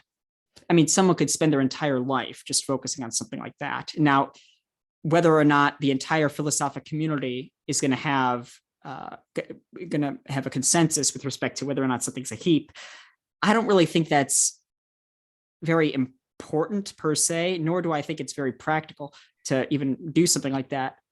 I think metaphysics, it's something that, contrary to what Jordan was saying, is something that's deeply individual. I think it has much more to do with the temperament and the personality, as well as the values of individual people. So what someone deep down, what they strive for in their own life, what they strive for to see in their communities, and what they value and privilege, that's going to, I think, deeply affect their metaphysical views, as well as everything that is derivative therefrom. And to then even try to share or try to convince people of different metaphysical views. Like there's an old saying, you're either like an Aristotelian or a Platonist, I think. People are almost predisposed in a sense to certain kinds of views, and they kind of, they just develop from that. I honestly don't think that something as deep as metaphysics can be subject to a consensus. If that was the case, I would actually be I'd be nervous about that. I'd be very, I'd be concerned in a sense, because I think that's one of the things that we have today, believe it or not. There's these, especially in academia too, there's very little, I can't really speak of it, but at least from the outside, it appears that novelty or returning to what Bradley says, a skeptical study of first principles, that's just not welcome, I don't think. Financial reasons too. I mean, who's gonna pay for this? Are you going to be paying to pursue this career? I mean, even nowadays too, if you say that you have a degree or you're pursuing a degree in philosophy, people might say, well, what are you going to do with that? Like, you can't really, that's not very practical, or things like that. I think the stigmas that surround philosophical speculation, both inside academia and outside academia, as well as the underlying basis of these, of the very pursuit of metaphysics, whether it be done in poetry or in art, because metaphysics, so it is not strictly limited to the philosophical pursuit of it. So it can be done, as Bradley says, through poetry, art, music, literature, so on. I think when you consider the vast variety of other forms and media that engage in metaphysics, you start to realize that there's this plenum of different views. And to be perfectly frank, I would find it rather dreary if there was not this richness in different particular views as to the nature of reality. Schopenhauer says that different metaphysicians or metaphysical systems are like spiders, each in their own web, and they fight each other essentially to the death. And Schopenhauer, in his one of his books, he says that, will there ever be a theory that emerges on top? And I don't think there will ever be, to be honest. I think these perennial questions will always be circulated. Of course, there'll be progressions and evolutions in forms of discussion and different ways of thinking about things. But I honestly don't think there will ever be an end of metaphysics that culminates in a consensus.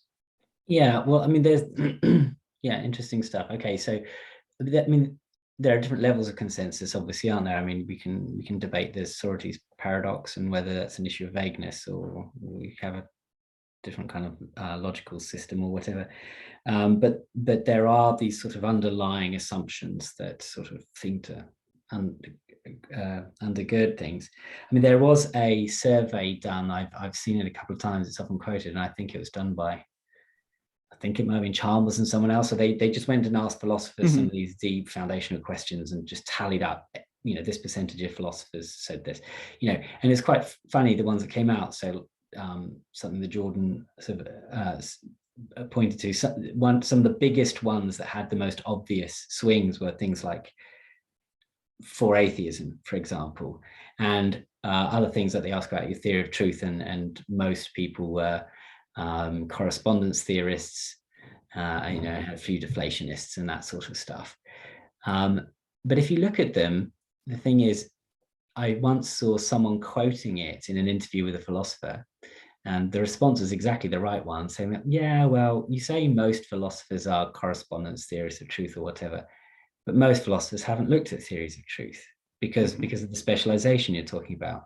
So what that represents is more the sort of thing that maybe Bradley's alluding to. This is just sort of just this instinct of, well, truth is something to do with what I think matching up with facts, and that's correspondence theory.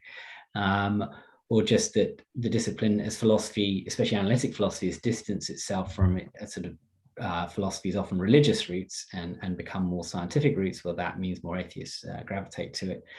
And so this survey maybe demonstrates less. I mean, obviously there were certain philosophers who specialize in, say, theories of truth or philosophy of religion or something that have more considered views on this topic that represents. But you can't, it's not like asking a physicist whether they think that the Standard Model or quantum field theory is a better explanation, where if they're going to give an answer, it's because they've thought about it. There's a limit, because philosophy is so broad. So consensus happens, but maybe it does happen as more on those foundational questions in this more sort of instinctive level. But then on the flip side, I also would disagree with Bradley, what he says about instinct, unless he's meaning instinct in a very unreflective sense. Because I certainly found with philosophy, a lot of it has been a case of trying to then conceptualize and articulate my views on things. I would have, with a lot of this stuff, have been agnostic. I mean, hadn't thought about truth before, and I probably would have been a correspondence theorist, but I think there's a lot to be said for Bradley's identity theory, for example. Now, is that finding bad reasons for what I believe upon instinct? No, but the reason I think that is because it connects better with probably what my deepest convictions are. So maybe looking at something like Aquinas holism, we have certain beliefs that are very close to our heart for whatever reason, and we explore those, and we then recognize, well, I sort of unreflectively assume this, but that conflicts with this, which is to me the more important, and so it becomes this process of self-discovery, of refining and getting clear in our thinking, more precise. But I think the sort of consensus would be good is that maybe stuff that we would all agree on, which is a consensus that maybe the unreflective following of what people's idea of a scientific worldview is can be a little dethroned, and at least we make space for the myriad sort of metaphysical stuff that we get. And obviously that's where I like metaphysics to spill out as something like intellectual satisfaction, rather than, well, we buy into this way of doing ontology. We buy into this way of so if anyone's watched the Russell's theory of descriptions, once you get to your idea that the subjects of your sentences, what you talk about, what exists are, what you're quantifying over, what you quantify is here, then the question is just, well, what objects are in my domain? So it becomes this very sort of technical way of approaching it. To have a consensus. First of all, the metaphysics is needed again, that there's the space for this to be expressed. And obviously, with a lot of these grand metaphysical theories, they have their own terminology, they have their own concepts that they deploy with specific meanings. I mean, language, it has to be used in a creative way. They're almost sort of entire worldview that you sort of buy into and you think in terms of. So it's a bit rambly, I suppose, but I think so. Philosophy kind of has this push and pull symbiotic relationship with our deepest convictions. Some of it is trying to justify those deepest convictions. Others is relation back and forth. And actually, on that, I was asked an interview at Cambridge for my scholarship. Because I'd mentioned on there some of my my relationship with Christianity and faith, and the interviewer, the only kind of real kind of put me on the spot question I got was, how do you, as a philosopher, where philosophy teaches you to question everything, reconcile that with a faith where you believe things without question? And I said what I would say exactly the same again now, which is that I don't think that people of faith do accept everything without question. And I don't think philosophers question everything either. I think that we all are trying to fit the pieces of our various beliefs as a puzzle together and try and work things through and work things out. Every philosopher I know has certain deep convictions about the nature of the world, and then tries to think through what that means. And similarly, there is certainly constitutionally wired people who have a faith will approach it intellectually as well. So yeah, I think that's some of the beauty of philosophy, and what I like about metaphysics is it doesn't come with the baggage that religious debates have. And so I find it a much freer environment in which to talk about the nature of reality than theology, for example, or something else. Yeah, I thought what you said about correspondence theory, for instance, I think that was a good observation there, is that sometimes this consensus, if we can call it a consensus, if it's there, sometimes it's not always there because it's because of a critical examination of the facts. It's something that's just kind of in the background. It's not always questioned, and you just get taught this and it's presupposed, and it just kind of goes on. And I don't think that's always necessarily a bad thing, honestly. I think it's possible that idealism could become something like that. And if it did become a consensus among it, among like the public or whatever, it would be something like that, sort of like how materialism or dualism is. That I don't think, everybody's into metaphysics or philosophy of mind per se, but like if every time you're on television or movies, whatever, if they show you what an intellectual is, and it's always this materialistic scientist every time, and anybody who resembles philosophy, they sort of have this image of a disheveled, schizo kind of a guy. I mean, the general public will naturally kind of get these impressions. I think in this, this applies to everything, in music, television, just literature, and entertainment, everywhere in academia. So I think it's possible to, in a sense, how to put this, I guess. I mean, to teach the people this, yes, but it will be, if it is a consensus, I think it would be like how the correspondence theory would be. It would be really much more of like a background view than anything. And if it were consensus in academia, it wouldn't be like anything as large as 76%, I believe, and so forth. So, yeah. Mm-hmm. Yeah. To go back to what was being said about that aphorism, metaphysics is the finding of bad reasons for what we believe upon instinct, but to find these reasons is no less an instinct. I think it's interesting because there's many ways to interpret that. What I personally think it's kind of sarcastic, but at the same time, though, it's interesting because Bertrand Russell, an opponent of Bradley, who was a student of Bradley's, and then rival, Bertrand Russell maintained in his History of the Western Philosophy that he was criticizing St. Thomas Aquinas. Russell said, the finding of arguments for a conclusion given in advance is not philosophy, it's special pleading. It's kind of funny, though, because is it really the case that philosophers they question everything, or they are so caught up in being almost like Cartesian doubt, when in fact, it doesn't seem to be the case. Like even like Bertrand Russell, he's well known for his Principia Mathematica, where he tries to reduce all mathematics to logic. I think it was Anthony Kenny that said it's funny that Bertrand Russell would say such a thing, that when in fact he spends hundreds and hundreds of pages trying to prove that 2 + 2 = 4, and it's something that he believed his entire life. So he's trying to find all of these.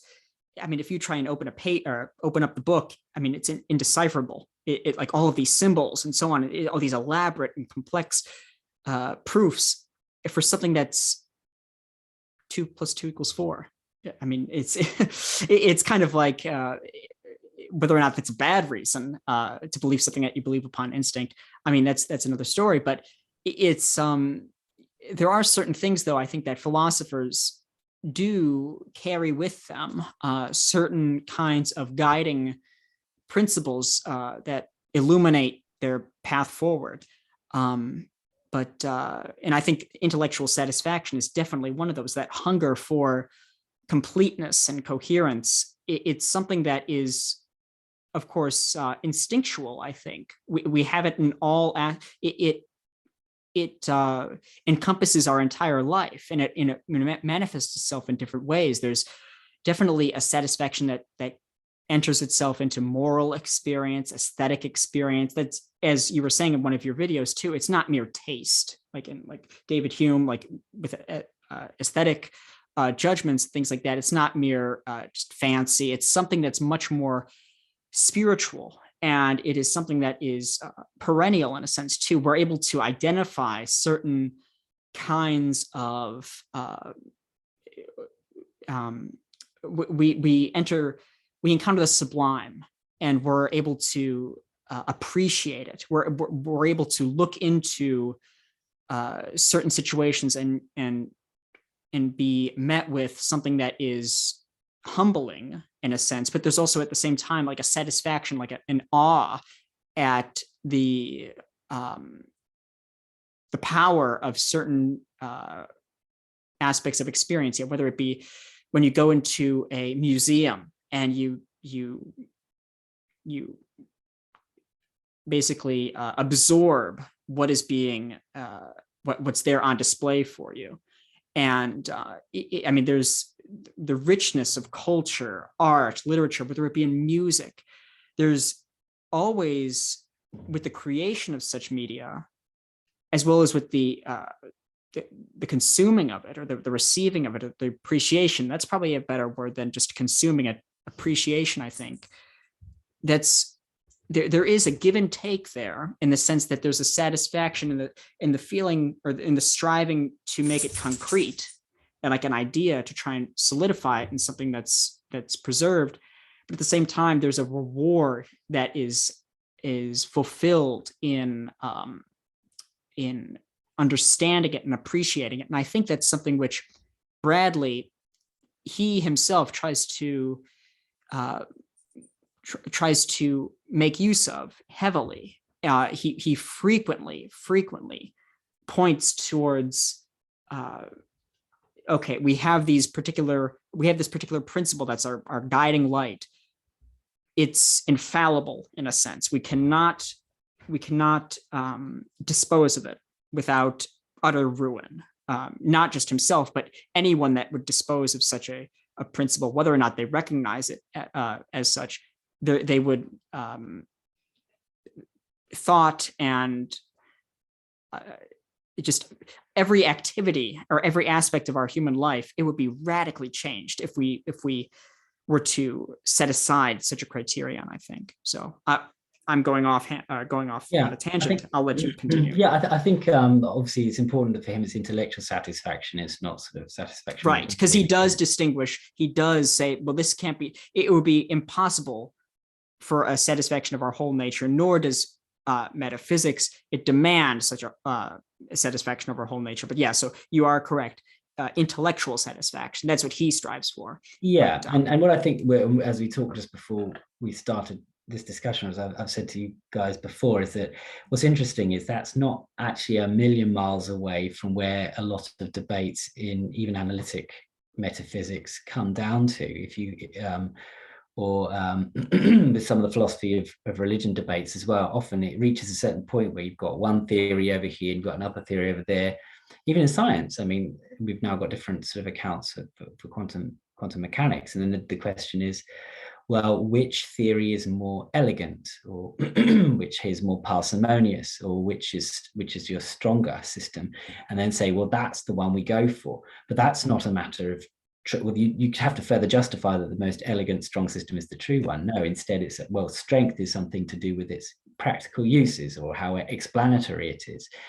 Which is, why do we care something to be explanatory? Because it satisfies our exactly. They're all aesthetic judgments. Yeah, exactly. A stronger, better explanation is more intellectually satisfactory. Mm-hmm. Why do we want a more parsimonious theory? Why do we not want to have pointless objects floating around that don't help us explain anything?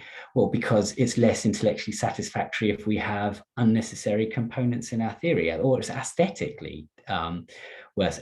When you talk about elegance of a theory, that's an aesthetic claim. So it's quite interesting that I think Bradley's ultimate criterion for metaphysics fits his worldview. Metaphysics is the fundamental intellectual pursuit that everything knowledge that everything else has to fit into.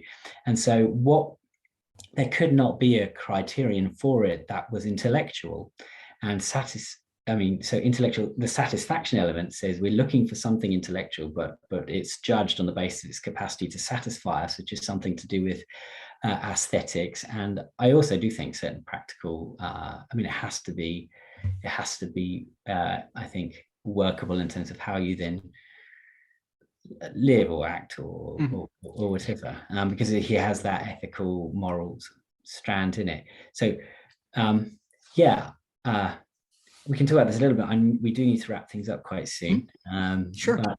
But I actually have a question for you real quick about what you were just saying and how it relates to analytic philosophy, the notion of intellectual satisfaction. Do you think that, because Bradley says that we assume that reality satisfies the intellect too. He insists upon that. And he takes that as a statement of it's faith, of course, because it can't be proven, but whether or not you want to deny it, that's I wouldn't want to deny that. Do you think that analytic philosophy, when they speak of theories and things like that, or when it comes to different logical systems, do you think that they would go so far as to say that, would they go as far as Bradley in saying that reality is doing it, or that we should maintain that these particular theories, are they saying something like we should hold to these particular theories simply because it does satisfy us? Do they want to extend this stuff to beyond our? Are they trying to? Do you think that they try and sever the division between thought and being in such a sense, or do they want to, like Bradley, in a sense, try to dissolve the dualism? Essentially, is satisfaction something that is strictly in analytic philosophy when it comes to logic and different scientific systems? Is that to the people that are making these decisions, would you say that they are not wanting to enter or not wanting to extend this principle towards reality or things in themselves or whatever they might say is beyond the theory? Or do you think that they want to establish a continuity between the two? So, I mean, yeah, so analytic philosophy often revolves around language, and then so you have your language that you, and this isn't necessarily natural language. Well, this is certainly the way that a lot of the people that I've been reading sort of approach things. And then you'll have so in this language, you have these sentences that are grammatically well formed. These are the rules in which they'd be true or false, these are the truth conditions, and then this is what they mean. And then we'll have this other system which can prove theorems or not within the system. So it's a very sort of set up, formal system. And then you have your meta language, which is the way you talk about the language. And then what is the meta language? And so there are some that think that there is a sort of a privileged kind of language that allows you to really talk about the world. So I'm stepping a little bit beyond what I know a lot about, but there's a chap, Ted Sider, who talks about the ontology room, that when we step into the ontology room, then we speak in a way that what we're saying really does commit us to the existence of things, but then we talk in much looser terms. And so there are some people who try to connect a way to reach out to reality in terms of bridging that gap. But there's a lot of criticisms on that, because a lot of the criticisms leveled against the other layers, and well, how come they don't apply to this supposedly privileged language? Is there any way to reach some sort of solid foundation in what we say, where we really mean what we say, or we were talking within a language, within a theorem? So obviously, and then the little I know about the logical positivists and Carnap, they were sort of skeptical that we could ever do that. So everything is sort of only within the language or within the theory, according to the truth conditions, blah. So, but then from a practical point of view, obviously, the way you go with some of these things, there are elements of argument, and then there are elements of what you find likely or satisfactory. So it's a mixed bag. And if at any point you say this is the way to do ontology of what exists, then for me that just opens up the metaphysical question again of why that criteria and not another. So yeah, I think Bradley's principles is a good one to go by, and it does somewhat personalize the quest. But I didn't actually read Bradley as saying that sort of, well, all you're really doing in your metaphysics is sort of unpacking what satisfies you, because he does sort of say, no, in the first, the A argument, that you've got no reason to say it's impossible to have. He says something like, I even venture to say, I think I have some certain knowledge of the absolute. So he doesn't see it just as a private quest or sort of a personal individual journey. He thinks that there are ways to, you're talking about something public, that you can, well, obviously his theories of degrees of truth, you can hit the target closer and closer, that sort of thing. So yeah, I in some ways his criterion of intellectual satisfaction, which we'll see will do a lot of work for him in the first book,